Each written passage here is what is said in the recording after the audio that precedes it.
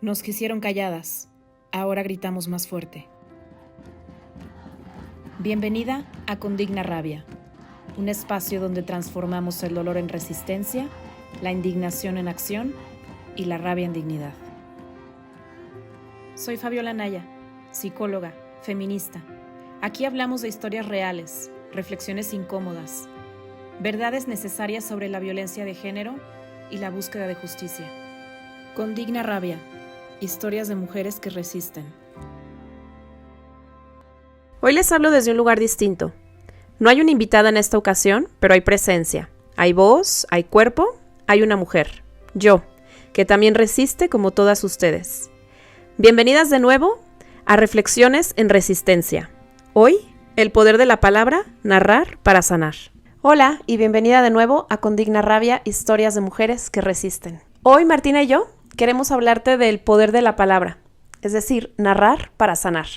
Y quiero contarte que cuando yo estaba estudiando psicología hace muchos años, fui profesora de niños pequeños.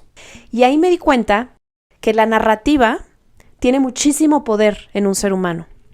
A mí me gustaba enseñar a través de historias, a través de cuentos, a través de canciones. Y yo veía que en cada una de esas narraciones había un significado especial en cada uno de los niños. Fue ahí donde reforcé mi gusto por la escritura y también mi gusto por la lectura. Y estando en esas aulas, en esos salones, con un montón de chamaquitos de entre 5 y 6 años, unos llorando, otros gritando, me di cuenta que todas compartimos algo en común, que es la palabra.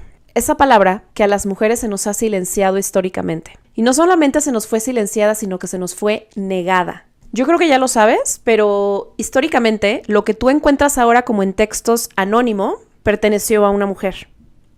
Es decir, no solamente se roban, iba a decir se robaban, pero no, se roban nuestras ideas, sino que además las silencian. Y cuando le van a dar un valor, cuando le van a dar un poder, lo hacen en nombre, generalmente, de un hombre. Ser profesora de niños pequeños también me hizo confrontarme con mi propia historia en mi infancia. Y me di cuenta que desde pequeña me sentí silenciada. Silenciada porque gritaba mucho, silenciada porque mi risa, y sigue siendo hasta el día de hoy, pero ahora la porto orgullosamente, muy fuerte. Silenciada por imprudente, silenciada por platicona. El famoso sellito de platica mucho en clase, ese era yo. Y me di cuenta que las palabras tenían un objetivo, tenían un motivo, tenían un por qué ser. Yo quería hablar, quería ser escuchada, como muy probablemente tú, porque todas queremos hablar, todas queremos ser escuchadas. Pero ¿qué pasa cuando esa escucha no llega en edades tempranas?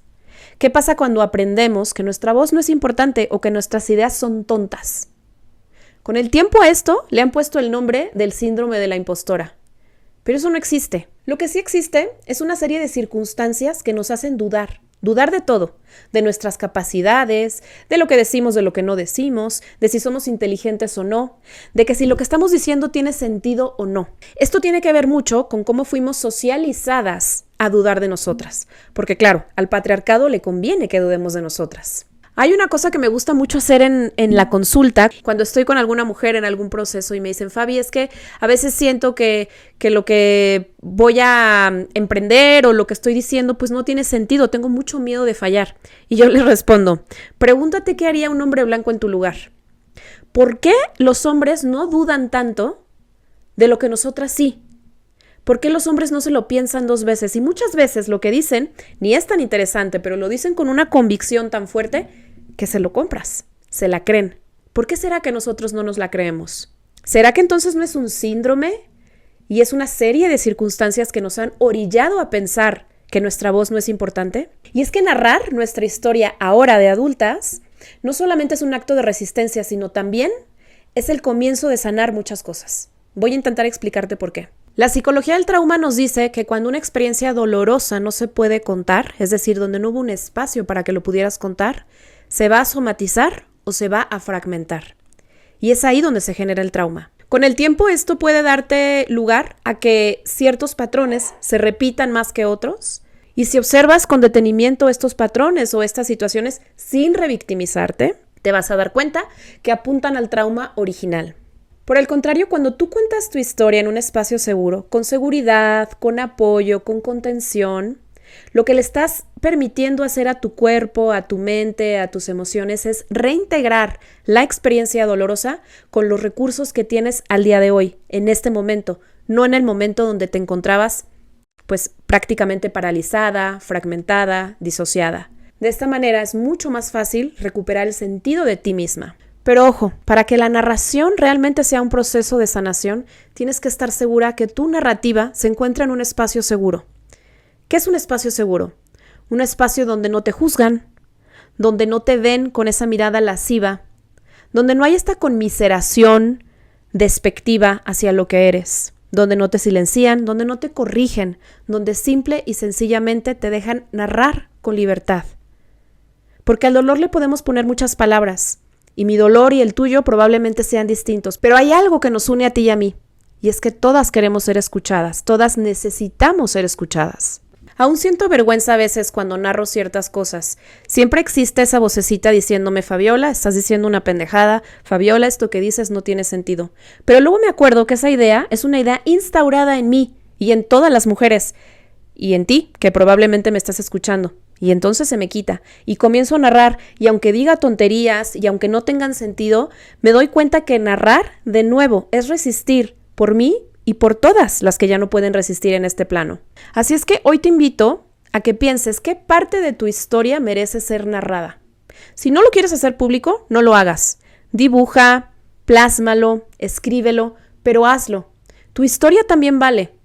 A lo mejor te han dicho que lo que tú tienes para decir pues no es interesante o quizá no tiene mucho contenido que pueda enganchar a los demás. Pero esa narrativa tiene un objetivo que es preciado y que te invito a que lo evalúes con ese peso, con el peso de que mereces habitar espacios donde tu voz sea escuchada y por el contrario a irte sin ningún tipo de explicación donde tu voz es silenciada, juzgada y apagada. Hoy quisiera volver atrás y decirle a esa Fabiola chiquita que su historia también merece ser contada y que así como fue capaz de narrarle historias a niños pequeños, y si tú tienes infancias alrededor te vas a dar cuenta que también tienes esa capacidad.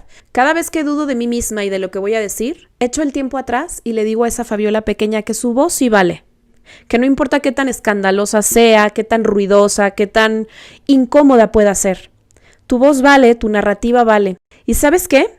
A lo mejor en ese momento tu narrativa se interrumpió, pero hoy tienes la capacidad de reintegrarla a tu presente y volverla a escribir. Eso nadie te lo puede arrebatar. Gracias por quedarte en un episodio más de Con Digna Rabia, historias de mujeres que resisten. Recuerda que hay un episodio nuevo cada 15 días. Suscríbete a mi canal. Te mando un beso con mucho cariño. Porque sí, sentimos rabia, pero es una rabia digna, transformadora y necesaria. Aquí encuentras inspiración, fortaleza, dolor y comunidad para seguir adelante. Esto es Con Digna Rabia, historias de mujeres que resisten.